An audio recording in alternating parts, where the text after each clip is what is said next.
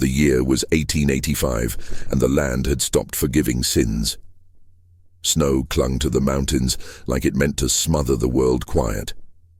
Willa Alder pressed the barrel of her shotgun to the frostbit fence post, steady as if she were leaning on a sermon.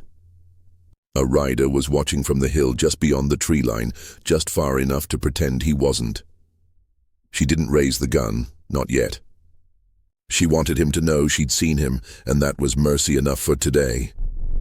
Behind her, Eliza was feeding the last of the oats to a mare that hadn't eaten properly in weeks. "She's done," Eliza said, voice small but sure. "Even if spring comes, it won't come for her." Willa didn't turn around. "Then don't waste it, feed the dog." They hadn't spoken of it, not aloud, but the air between them was thick with decisions neither wanted to name. You don't shoot a man for watching. But you don't let him come closer either. Not when he might be the one who swore revenge all those years ago. Not when he might be the reason the fence gets cut every fortnight. The reason horses bolt in the dark. The reason their neighbors stopped riding out this far. Eliza brushed the mare's neck one last time before stepping away, letting the silence do its own kind of mourning. Inside the house, the stove was barely warm, burning more memory than wood.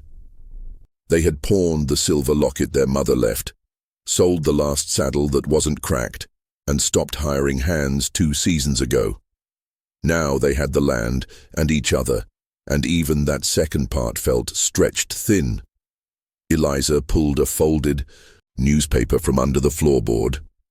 She'd read the ad so many times it had more creases than words. Western men seek marriage, capable women preferred, travel required. Letters welcome. Willa sat at the table, knife in hand, sharpening it with the same rhythm as the ticking clock on the shelf. "We could write," Eliza said, not meeting her eyes. Willa didn't stop sharpening. "And say what? We've got a haunted ranch and 2 spooked mules. We've got work, we've got beds, and if they've got strong backs, that's all we need." Willa scraped the blade one last time. "I ain't sending for love, and I sure as hell ain't begging. I'm not talking about love." Eliza set the ad down between them. "I'm talking about not dying out here with your pride wrapped around your neck like a noose." The wind howled against the windows. Willa stared at the knife.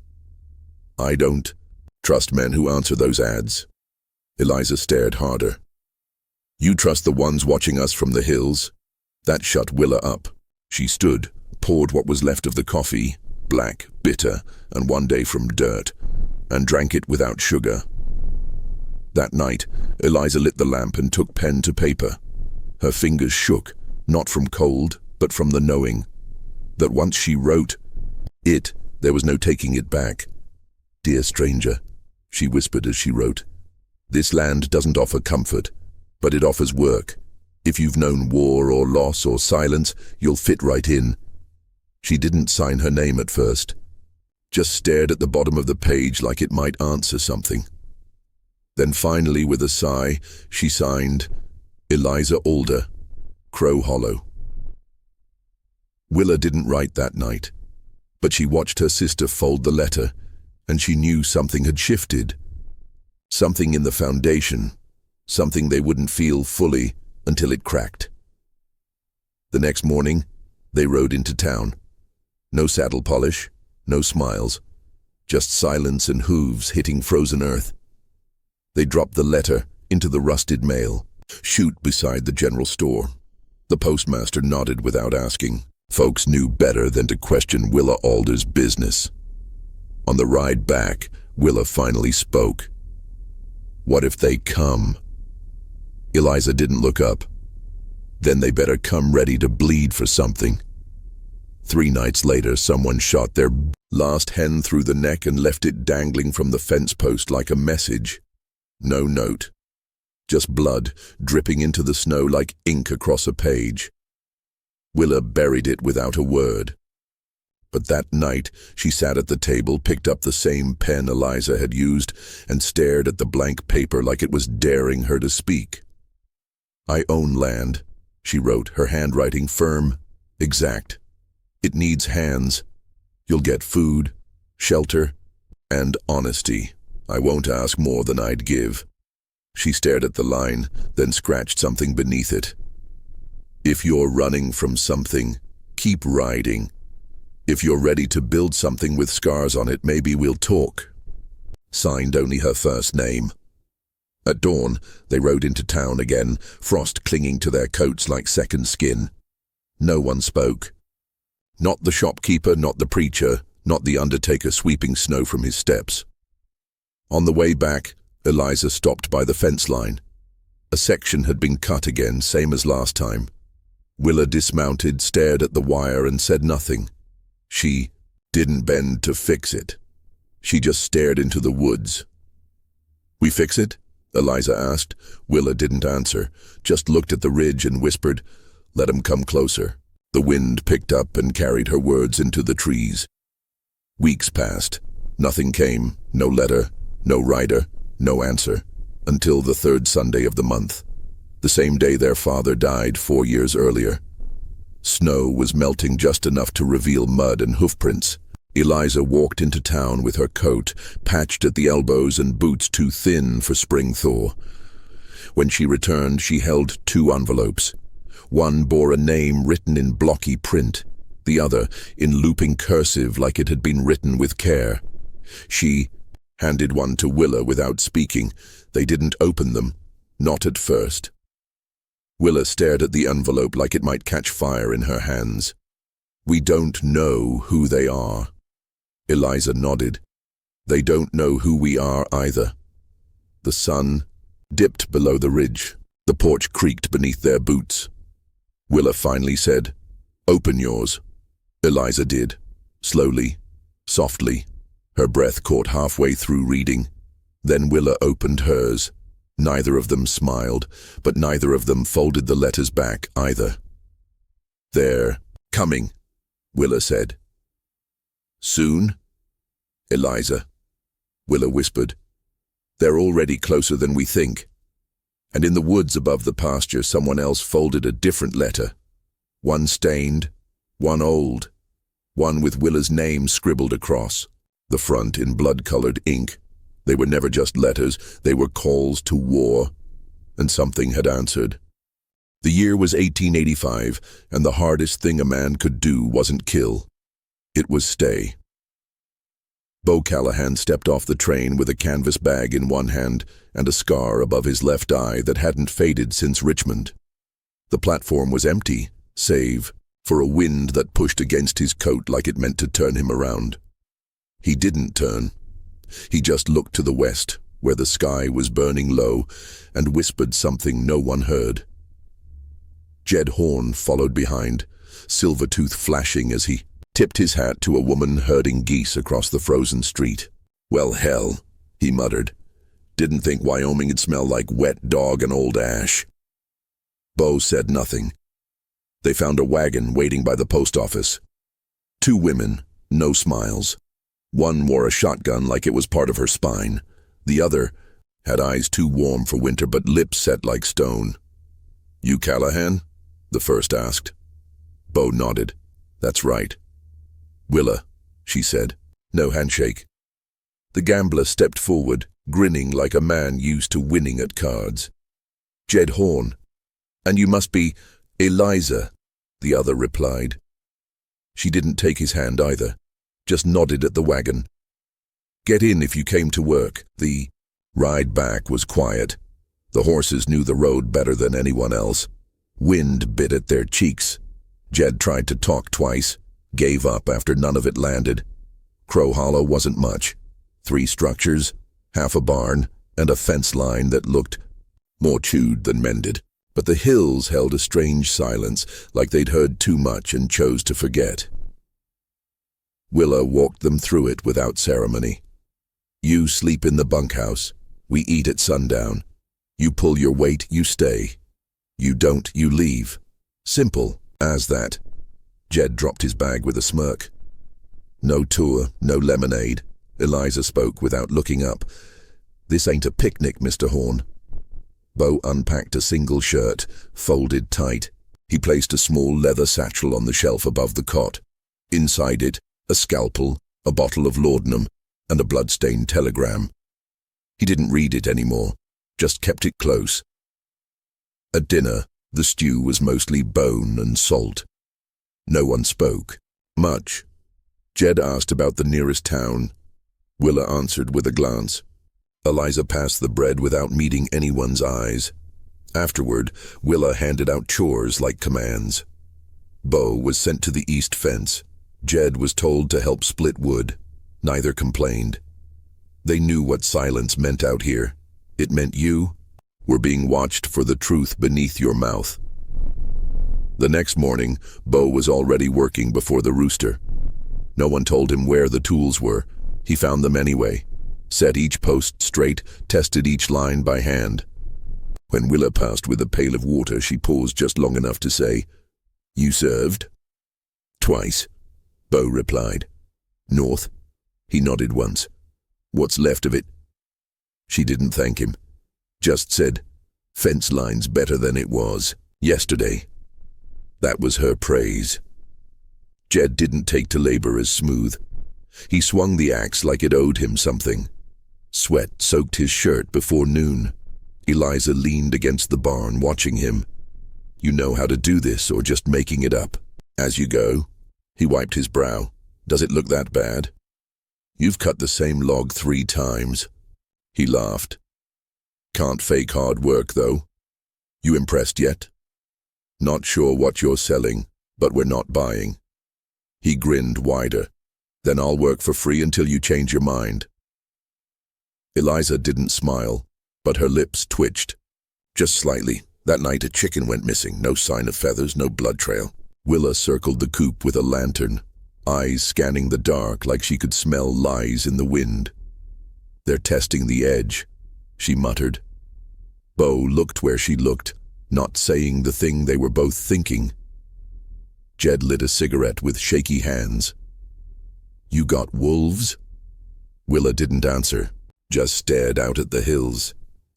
Later, in the bunkhouse, Jed leaned against the doorway and watched Bo clean a blade with surgical care.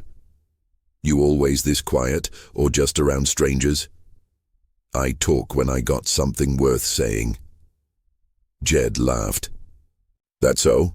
Bo paused. "You gamble much?" "Only when I need to eat." "You look full." Jed raised an eyebrow. "What's that supposed to mean?" "It means don't bluff men who don't blink." The tension cracked like dry wood, but neither moved. Then Jed exhaled and stepped back inside. "You and me," he said, "we're going to be real popular with these ladies." Bo didn't answer. He was already rolling the telegram back into its case. A week passed. Routine set in like frost under doors. Eliza caught Jed singing to himself while hauling hay. His voice wasn't good, but it was honest. "You always like this?" she asked. "Like what?" "Trying too hard." He stopped singing. "Only when I'm scared." "Of what?" He shrugged. "Of being seen and not liked." She didn't say anything, just handed him the next bale. Meanwhile, Willa and Bo worked without words. One afternoon she caught him fixing the saddle leather without being told. She stopped beside him. "You always mend things that ain't yours?" He looked at her. "Nothing stays fixed unless someone tries." Her jaw tightened. "You ever break something that couldn't be fixed?" His eyes didn't flinch. "I buried 12 men by my own hand. Some deserved it. Some didn't. That count." She didn't ask which were which. That night, a low whistle came from the hills. Bo heard it. So did Willa. Neither moved from the fire. "You expecting anyone?" she asked. "No," he said. "But someone might be expecting me." The next morning, Eliza found tracks near the barn. Not boots, spurs, fresh, but they weren't Jed's. Willa followed them to the edge of the property. They ended at a rock outcrop with nothing beyond but sky and the memory of a gallop. Later that day, a letter arrived for Eliza. She opened it with shaking hands, her mouth tightening as she read. "Everything all right?" Jed asked. She folded. It's slow. It's from someone who thinks I'm someone else. Jed frowned. That happen often? Eliza didn't answer, just walked away with the letter still in hand. Back in the bunkhouse, Bo held the satchel in his lap. He pulled the telegram out one last time. The words were smeared, but burned in his memory. Subject, Willa Alder, vigilante. Confirmed kills, monitor closely, report in person. He folded it, slid it under the mattress and whispered, "Not yet." That night, the sky over Crow Hollow was still, too still. The kind of still that meant someone had made a decision, and by morning they'd all start paying for it. The year was 1885, and the question wasn't whether a secret could stay buried. It was whether it should be. Willa stood ankle-deep in the creek bed, holding a fence post she didn't remember lifting. The cold didn't bite anymore. It simply reminded her she was still here. She hadn't spoken to Bo all morning, not after the firewood stack collapsed under a sudden gust, and he said too casually, "Everything falls if it's not braced right." She'd heard sermons with less judgment. Across the yard, Eliza hung linens in silence. Her fingers moved slow, like she was stalling, like the fabric might soften something between her and the wind. She'd slept late that morning, which she never did. She'd folded and unfolded the same letter 4 times before breakfast, and when Willa finally asked who it was from, she only said, "It doesn't matter. It's over." Bo watched Willa from a distance, not with suspicion, not with affection. Just the steady calculation of a man who'd seen things unravel before and wanted to measure the tension before pulling. Jed came back from town with a grin too wide for the story he told. Claimed he won back their grocery money with a lucky hand of poker and a preacher's patience. He offered Eliza a sweet roll and tried to look modest, but she only asked, "How many teeth did he have when you left?" "Same as before," Jed said. "I count that as peacekeeping." No one laughed. Later, Willa found a pair of deep boot prints near the barn. She knelt, traced the edge with her glove, and didn't say anything for a long time. When she finally stood, Bo was behind her, arms crossed. "Ryder?" "Not ours." He didn't ask who. He just said, "Should we follow?" She looked at him like he'd offered her a knife when she already held a rifle. "I already know where they lead." Inside, Eliza pulled a second letter from under her pillow. This one older, edges curled, ink faded. The name at the top wasn't Jed or Bo. It wasn't even her name on the envelope. Just the word, Sunflower. She reread the last line. "You said you'd bring me west. If I don't hear by spring, I'll find you myself." She didn't tear it. She folded it again, slower this time. That evening a message was carved into the barn door. 3 words, "You owe blood." No signature, no symbol, just the weight of something that hadn't been forgotten. Willa ran her fingers across the grooves. "He's getting closer." Bo didn't flinch. "Same man from before," she nodded. "Didn't die easy, maybe didn't die at all." He leaned against the doorway. "You got a plan?" "I'm still here, ain't I?" He watched her for a moment, then asked, "How many?" 6 went into the ground. I left 1 breathing." "What for?" Her voice dropped. "So he'd carry the story. Looks like he did." She walked past him. "Stories always come back hungry." In town, Jed's luck didn't hold. He played a hand too long, called a bluff too loud, and walked away with a bruised jaw and an IOU pinned to his collar by Deputy Pike. A lawman, with a badge by day and a grudge by night. "You Alder's boy now?" Pike asked, pressing the paper into Jed's chest. Jed spit blood onto Pike's boot. "Depends who's asking." When he limped back to Crow Hollow, Willa didn't ask. She just tossed him a wet cloth and said, "Next time, leave your pride in town." Eliza, though, sat beside him as he cleaned the blood. You should have folded. I was trying to buy back something. What? Time. She didn't answer, and neither did he. The next morning, Bo found Eliza waiting near the fence with a letter in her hand. This the one you didn't send? He asked. She nodded. He's still coming, I think. You trust him? I trusted the man I was when I wrote it. That's not the same. She looked up at him. You ever lie in a letter? He paused. Once. Said I was ready to come home. Were you? No. She handed him the envelope. You tell Willa, or I will. He didn't take it. You sure she doesn't already know? By the end of the week, the silence had turned sharp. Meals were eaten faster. No one lingered. The horses were restless, spooked by shadows that didn't move like animals. The dog barked at nothing, then stopped barking altogether. That night, Willa stood outside with her rifle. Bo joined her without a word. Someone else is coming, she said. You want me gone? No, she said. I want to know what you're not saying. He handed her a folded paper. She unfolded it slowly, read it twice and then again. You're Pinkerton? I was. You came for me? I came because they said you were dangerous. And now? He looked out at the dark. Now I think they were right. She didn't shoot him. That was something. Inside, Jed was packing a small bag. Eliza watched from the doorway. You leaving? Pike wants blood, and I'm not worth a war. You think you'll find peace somewhere else? No, he said. But I might lose slower. She stepped forward. He'll still come for us. Then shoot first, Jed said. That's what your sister does. I'm not her. I know, he said. That's why I'm still talking.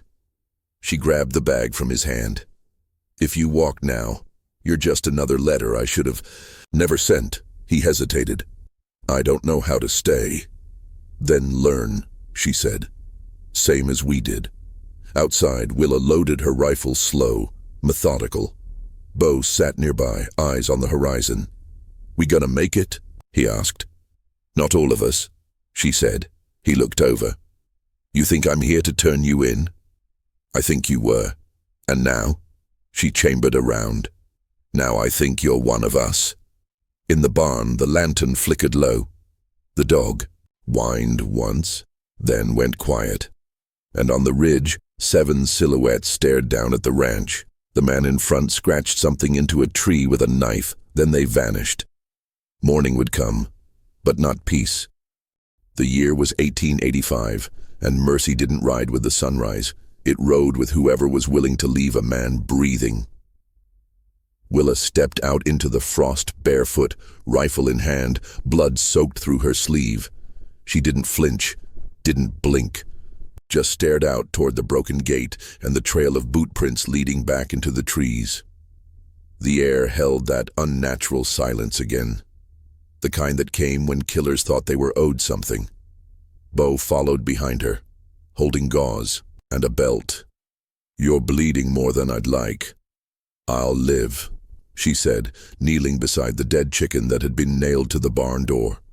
Its neck was twisted, not cut. That meant time. That meant anger. He crouched beside her, pulled her sleeve back. You were grazed. I know. Bullet? Wire trap, meant for the dog, missed. Bo tied the cloth around her arm, fingers fast, quiet. He didn't look at the blood. He didn't need to. How many do you think? 5. Maybe 6. Same boots as the ones from the ridge last winter. He nodded. They're not passing through. No, she said. They're circling. In the bunkhouse, Jed cleaned his pistol with too much care. Eliza paced behind him, arms folded, lips bloodless. The morning had broken with a whistle. Through the wheat field, followed by hoofbeats and one shot too far from the fence to be warning. Jed finally spoke. They testing us? They already know, Eliza said. Know what? That we're ready? They're just waiting to see if we're willing." Jed placed the gun down slow. "I've been shot twice in my life. I didn't get up either. Time because of courage. I got up because I didn't want to die in front of someone who would remember." She looked at him. "And now?" He picked the pistol back up. "Now I've got someone worth getting up for." Willa came through the door. "They'll come tonight, cold enough to muffle sound, not cold enough to freeze blood." Bo entered behind her. "We board the windows, stack hay in the main hall, lanterns ready, rifles where they can be reached fast." Jed looked between them. "You done this before?" Bo didn't answer. Willa did. Enough to know where to stand. The sun sank faster than usual, or maybe it just felt that way. Dinner was 1 biscuit each, dry as chalk, and gone in 2 bites. No one prayed.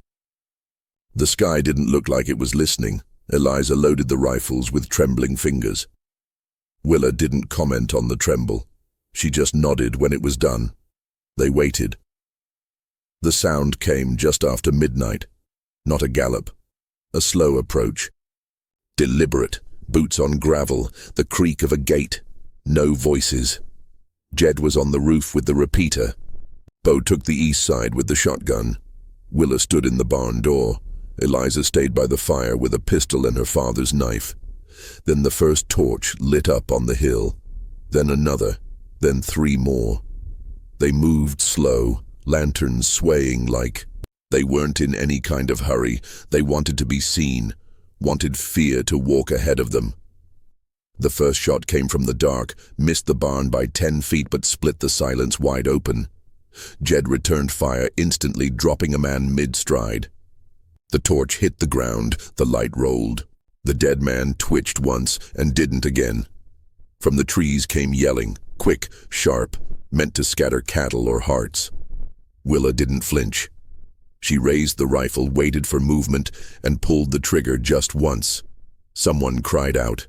Someone fell. Bo stayed low, eyes sharp. A man rushed the side of the house.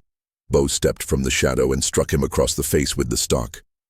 The man went down choking on his own blood. Bo didn't finish him, just stepped back and whispered, "One less bullet." Eliza fired once, missed, fired again, hit a shadow that screamed like it wasn't expecting her to aim. She stood up, hands shaking, and that's when a round tore through the window and sliced across her ribs. She went down hard, biting her scream. Willa dragged her back, held pressure with one hand, aimed with the other. "Stay with me," she said. "No one dies inside this house," Jed shouted from the roof.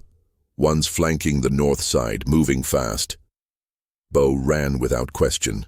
He caught the flanker near the trough, gun raised but too late. The man pulled the trigger. Bo didn't feel it at first. Just the burn in his side, then the warmth of blood.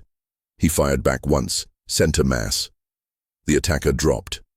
Bo dropped. With him. Willa saw him fall and stood straight, her rifle jammed. She didn't care. She walked straight into the yard. A man came at her, axe in hand. She dodged the first swing, punched the second with the butt of the rifle, then drove her knee into his gut. He stumbled. She grabbed the axe and brought it down, once, twice, until he stopped moving. She didn't wipe her face. She didn't even breathe heavy. Jed dropped the last one with a clean shot through the thigh. The man screamed, rolled, tried to crawl. Willa walked over, eyes hollow. He looked up, coughing blood. You left me once." Willa stared down at him. "You crawled then too." He laughed, choked. "You didn't bury me right." "I don't bury the wrong ones," she said. She raised the rifle, held it steady. He whispered, "Do it." Bo limped up, hand pressed to his side. "Don't." Willa didn't move. "You want to win or you want to stay human?" he asked. She lowered the rifle. "You get out," she said to the man. "Crawl again. And if you come back, you won't." He didn't thank her. He just crawled. Morning found them bloodied, sore, and upright. Jed collapsed on the porch steps. That's the worst date I've ever had. Bo sat beside him, face pale. You live? Barely, Jed said. You? Ask me again at noon. Inside, Willa stitched. Eliza's sighed. You mad? No, Eliza said, not until you pour that whiskey. Later, Willa sat alone outside, staring at the scorched dirt where one of the torches had burned out. Bo sat beside her. You did good, he said. I wanted to kill him. You didn't. I still want to. He nodded. That's not the same as doing it. She looked over. You still bleeding? He smiled. I've been bleeding a long time. She didn't ask what that meant. She didn't need to. The sun rose slow, but this time it didn't feel like judgment. It felt like proof. The year was 1885, and sometimes the hardest thing wasn't forgiving others. It was knowing when to stop punishing yourself. Eliza woke before the sun, her side aching but clean, stitched tight and wrapped firm. The lantern still burned on the nightstand. The fire in the hearth was dying slow. She didn't reach for the bandages, she reached for the letter. It was the first one she'd written, not the one she'd sent. The ink had faded, the creases worn soft. She read it again and thought about the man it was meant for. Thought about the person she was when she'd written it. Then she held it over the flame and let it go. Outside, the frost still clung to the wheat, but it didn't bite. It just lingered. Willa sat on the porch with her coffee gone cold. Her coat was open. Her rifle leaned against the post, clean, unneeded. Bo joined her. Slow steps, one hand still pressed to his ribs. He sat beside her without a word. You sleep? She asked. Close my eyes, didn't dream. She sipped. That's sleep enough. He looked at her. You regret sparing him? No, she said. But I don't feel better either. You won. She shook her head. Winning's louder than this. He nodded. Truth is quieter.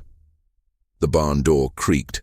Jed stepped out, coat half-buttoned, hair wild from sleep or something like it.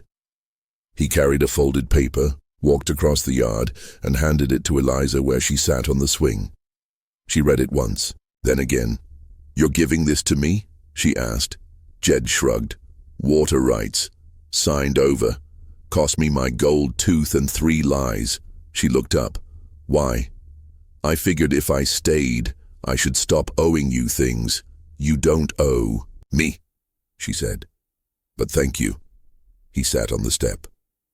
Don't suppose this means we're married, she said, smiling faint. You want to be? I want to keep waking up where I can see you. Whatever word you put to that is fine by me. You stack the feed bales without me? Already done. Then maybe we'll talk vows when the wheat comes in. They sat there a while, not saying much, letting the sun warm what it could. Inside, Bo folded his coat and tucked it into a saddlebag. Willa watched him from the doorway. You leaving? He shook his head. Thought about it. Thought real hard. And I came for a reason, he said. But I stayed for a better one. You still carrying it? He pulled out the telegram, handed it to her. She didn't read it again. She just looked at him. I was supposed to report in person, he said. Confirm who you were, what you did.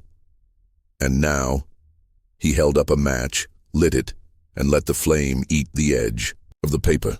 Now I don't think they deserve the answer. She watched it burn. I didn't ask you to stay. No, he said. That's what makes it matter. Willa walked to the barn, opened the back door, and walked to the old tree stump they used to chop wood. She buried the ashes there with her bare hands. When she stood, she didn't look back. That afternoon they repaired the roof. No rush, just boards nailed into place, quiet and steady. The dog followed them, tail wagging again. Neighbors came a day later, hearing the gunshots. Had stopped. They brought quilts, Pie, nails, and hands that knew how to rebuild. Nobody asked for details, nobody needed to. The scars told the story. A circuit preacher came with them. He didn't offer a sermon, just asked if they wanted to speak vows. Eliza and Jed stood near the cottonwood, eyes locked, fingers laced. She wore her father's coat and a sprig of mint from the garden. Jed had polished his boots, but not enough to look like someone else. "You ready?" she asked. He smiled. "Only if you promise not to outwork me." "I'll lie if I have to." They spoke simple words, promises to walk beside, not ahead, to build, not fix, to stay, not save. Bo watched from the porch. Willa joined him, leaning against the rail. "You ever think we'd see this?" he asked. "No," she said. "But I'm glad we did." "You still think about leaving? Only when it gets quiet." He smiled. "That's fair." She looked at him. "You still want to know who I was?" "I already do." "Then stay." "I already am." Later, they danced slow to the sound of boots on dirt, and fiddle strings played on a porch. Laughter filled the air without forcing it. No one spoke of blood. No one mentioned the barn door. That night, Willa found another letter on the kitchen table. No envelope, no name. Just her own words written back to her. "I ain't finished. I've got more men, and I want the land you buried them on." She read it twice, then she fed it to the fire. Bo watched from the doorway. "You worried?" "No," she said. "He'll come. But he'll find something different here now." He nodded. "And if he brings more than 6? She turned, eyes steady. "Then he best bring more than bullets." Outside, the wind moved through the wheat like a tide that had learned to stay. Crow Hollow didn't sleep that night. It settled. And for the first time in years, it wasn't just surviving, it was living.